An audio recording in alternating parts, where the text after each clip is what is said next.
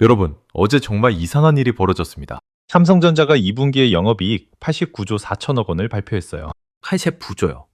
작년 1년 내내 벌었던 돈이 43조였는데 이번엔 딱 3개월 만에 그 2배를 벌었어요. 대한민국 기업 역사에 없던 숫자예요. 증권사들이 예상했던 85조도 훌쩍 넘겼고요. 그러면 주가가 어떻게 됐어야 정상이에요? 올라야죠. 근데 어떻게 됐는지 아세요? 발표하자마자 장중에 10% 가까이 빠졌어요. 오늘도 흘러내리고 있고요. 시험에서 전교 1등을 했는데 집에 왔더니 혼이 나는 상황이에요. 이게 말이 됩니까?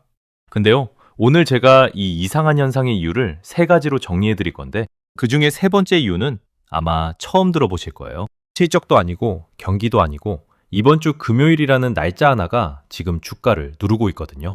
이게 무슨 말인지 끝까지 들어보시면 무릎을 치실 겁니다. 혹시 지금 삼성전자나 하이닉스 들고 계신 분들 어제 계좌 보고 가슴 철렁하셨죠? 댓글에 철렁 2글자만 남겨주세요. 저도 철렁했거든요. 같이 정리해봅시다. 100점 맞은 아들한테 120점을 내놓으라는 시장. 자, 먼저 숫자부터 확실히 해둘게요. 이번 실적이 나빠서 빠진 게 절대 아니에요. 매출 171조 원, 영업이익 89조 4천억 원. 3분기 연속으로 역대 최대 기록을 갈아치웠어요. 1분기에 57조 벌었을 때도 다들 놀랐잖아요. 근데 한 분기 만에 89조로 또 뛰어넘은 거예요. 그런데 왜 빠졌을까요? 증권가에서 나오는 설명은 이래요. 이미 주가에 다 반영돼 있었다. 기대감으로 먼저 올랐으니까 발표를 계기로 차익 실현 매물이 나온 거다. 뉴스에 판다. 이런 말 들어보셨죠?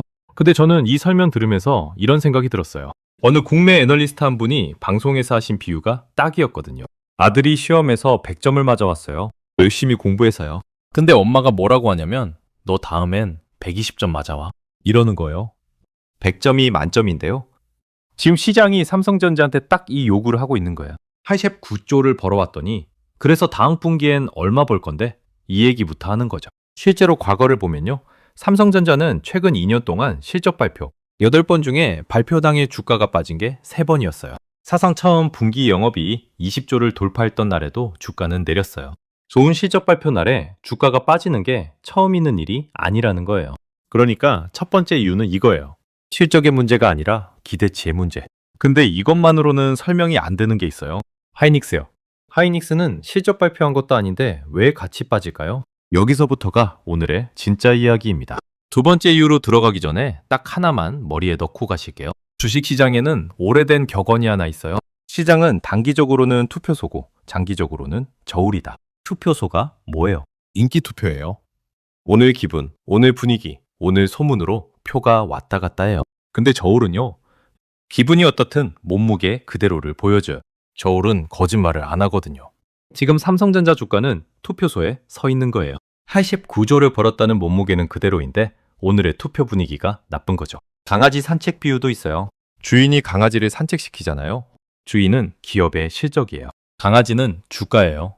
강아지가 앞서가기도 하고 뒤처지기도 하지만 결국 어디로 가요? 주인 가는 대로 가요. 목줄이 있으니까요. 주가는 잠깐 실적이랑 따로 놀 수 있어도 결국 실적 쪽으로 돌아온다는 거예요. 여기까지가 투자 심리 얘기예요. 지금 개인 투자자들 커뮤니티 보면 딱 2패로 갈려 있어요. 이거 일시적 실적이야. 이제 꺾이는 거야. 하는 쪽. 그리고 아니야. 새로운 시대가 열린 거야. 하는 쪽. 재미있는 게 뭐냐면 주가가 빠지는 날엔 첫 번째 목소리가 커지고 오르는 날엔 두 번째 목소리가 커져요. 주가에 따라 의견이 바뀌는 거면 그 의견은 참고할 가치가 없다는 얘기거든요. 자, 그럼 이제 심리 말고 구조를 봐야 해요. 어제 오늘 외국인이 유독 세게 팔고 있어요. 왜일까요?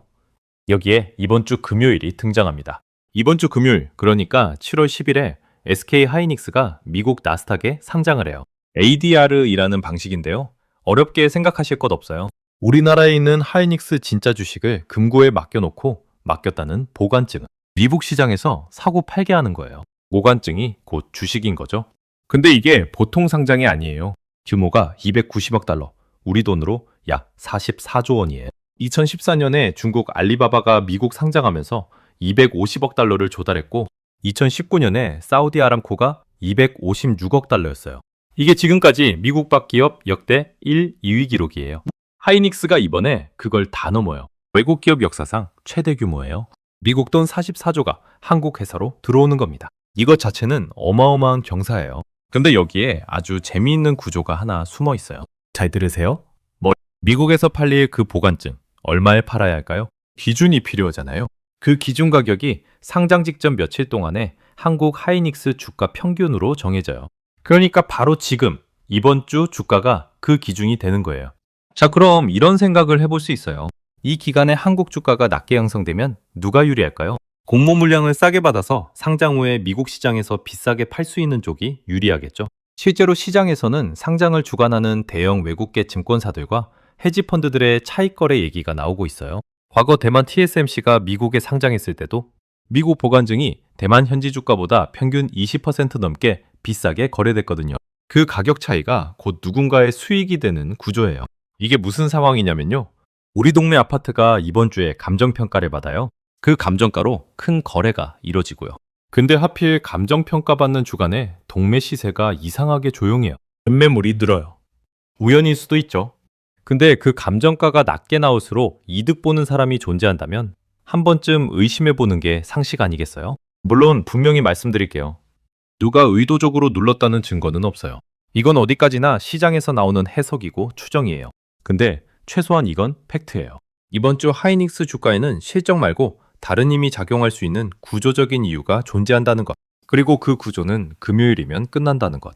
삼성이 역대급 실적을 내는 날 하이닉스가 같이 못 가고 뒤로 빠진 것. 그리고 외국인 매도가 유독 반도체에 집중된 것. 이 퍼즐이 이제 좀 맞춰지시죠? 근데 이게 끝이 아니에요. 하필 이 타이밍에 리포트 3발이 연달아 날아왔거든요. 첫 번째, 미국 모건 스탠리가 반도체 비중을 줄이라는 리포트를 냈어요. 근데 이 회사 전적이 있어요.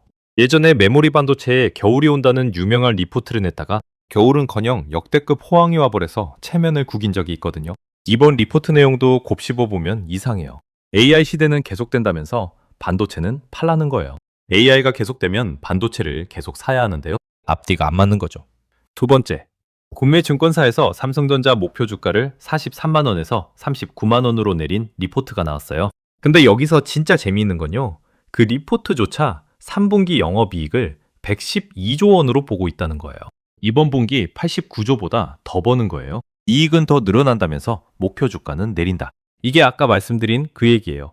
100점 맞을 건 아는데 120점이 아니라서 점수를 깎는다는 거죠. 세 번째, 미국의 한 반도체 분석기관이 엔비디아의 차세대 AI 서버 출시가 1년 늦어질 거라는 리포트를 냈어요.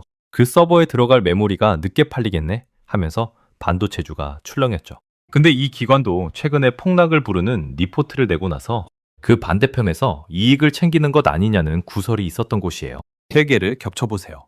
하이닉스 공모가가 정해지는 바로 그 주간에 반도체를 팔라는 리포트가 3발 연달아 나왔어요. 전부 우연일 수 있어요. 근데 33년 언론밥을 먹은 제 경험으로 말씀드리면요. 뉴스는 내용도 봐야 하지만 타이밍을 같이 봐야 해요. 누가, 왜, 하필 지금 이 얘기를 하는가? 이 질문을 던지는 순간 세상이 다르게 보이기 시작하거든요. 삼성과 하이닉스는 끝난 겁니까? 자, 이제 오늘의 질문에 답할 시간이에요. 끝나느냐? 제 결론부터 말씀드릴게요. 지금 눈앞의 주가는 투표 결과지 몸무게가 아니에요. 저울에 올려야 할 건 딱 3가지예요. 첫째, 빅테크들이 지금도 반도체를 비싸게 계속 사가고 있느냐? 사가고 있어요. 심지어 아마존 같은 회사는 현금이 모자라니까 빚을 내서까지 AI 투자를 하고 있어요. 여기서 하나 짚을게요. 사람들이 이걸 돈을 쓴다고 비용이라고 생각하는데요. 이건 비용이 아니라 투자예요. 내 집 마련하려고 대출받는 사람한테 너 왜 이렇게 돈을 많이 쓰냐고 하지 않잖아요. 투자를 멈추는 순간 AI 경쟁에서 탈락하기 때문에 이 투자는 멈추고 싶어도 멈출 수가 없는 구조예요. 둘째, 다음 분기 이익이 꺾이느냐. 목표 주가를 내린 그 리포트조차 3분기 112조를 써놨어요. 이익이 꺾인다는 전망은 아직 어디에도 없어요. 셋째, 금요일 이후에요. 공모가 산정이 끝나면 이번 주 주가를 누르던 구조적인 힘 하나가 사라져요. 오히려 그 다음엔 나스닥 100 같은 미국 지수에 편입될 자격이 생기고 그 지수를 따라가는 수백조 원짜리 펀드들의 기계적인 매수가 들어올 수 있어요. 물론 리스크도 솔직하게 말씀드려야죠. 메모리 가격이 단기간에 급등한 건 사실이고 언젠가 꺾인다는 피크아웃 논쟁은 계속될 거예요. 중국 업체들의 추격도 있고 삼성과 하이닉스가 동시에 대규모 증설에 들어가면 몇 년 뒤 공급 과잉 얘기가 다시 나올 수도 있어요. 이건 알고 계셔야 해요. 그래서 제가 드리는 말씀은 사라, 팔아라가 아니에요. 그건 각자의 판단이에요. 다만 이것만은 분명해요. 지금은 뭔가를 서둘러 결정할 때가 아니라 잠깐 멈추고 확인할 때예요. 변동성이 이렇게 클 때 감정으로 사고 팔면 꼭 투표소 분위기에 휩쓸린 표가 됩니다. 마지막으로 이 말씀은 꼭 드리고 싶어요. 작년에 삼성전자 5만 원대에서 팔까 말까 고민하다 버티셨던 분들 계시죠? 그때도 전문가들이 다 끝났다고 했어요. 근데 지금 어디까지 왔어요?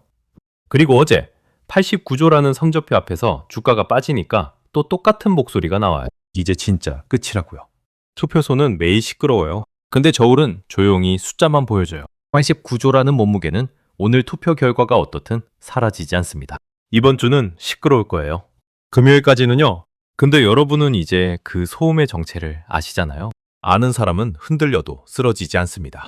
이 채널은 어려운 경제 뉴스 뒤에 숨은 구조를 여러분 삶의 언어로 바꿔드리는 채널이에요. 오늘 영상이 마음의 중심을 잡는 데 도움이 되셨다면 구독 한 번만 눌러주세요. 금요일 하이닉스 상장 결과도 제가 바로 정리해서 들고 오겠습니다. 긴 영상 끝까지 봐주셔서 진심으로 감사합니다.